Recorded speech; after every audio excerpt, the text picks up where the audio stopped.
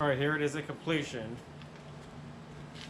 A mostly Gen 5 slight hybrid with 3/4 in there.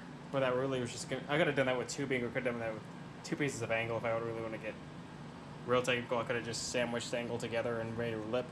Could have done that anyway, and then riveted to the bottom. It really is just a matter of fitting the puzzle pieces here. Now, at this point in time, if the rivets in here bother you, they don't bind. They're not going to hurt anything, so I'm going to leave them in here. But you can go there with a grinder, shape them off. But for structural rigidity, this thing is pretty sound, and it literally weighs nothing.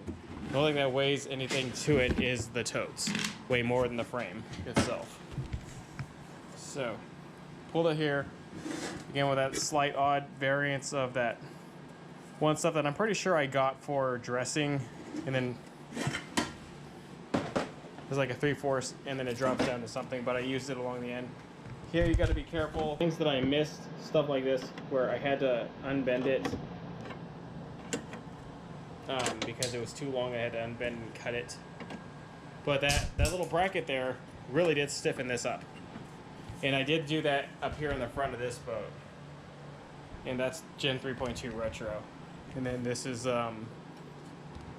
when I offset the curvature I cut. But here, anyways, when these are running this way, obviously because this bracket's here, strengthening the entire thing, this would have to fit in this way. And then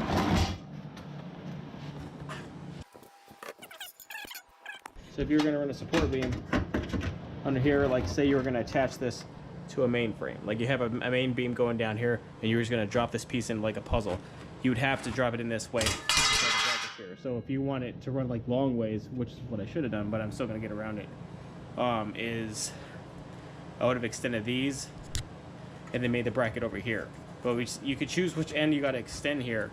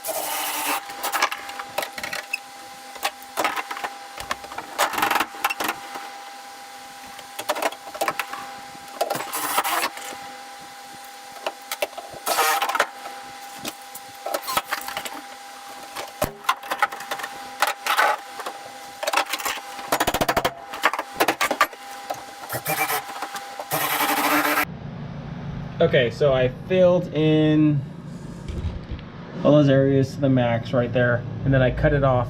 And then those tubes, I cut them so they sit lower than the foam, or they're supposed to sit lower than the foam. And hopefully with that one definitely will do really well. Hopefully with that, we won't have any residual water stacking up on the foam, and it'll just drain down the tubes into the middle and then out to the bilge. That's if water gets swamped in here. I mean, overall, I think it's going to be really hard for there just to be a lot of water on the deck unless he gets caught in a brainstorm.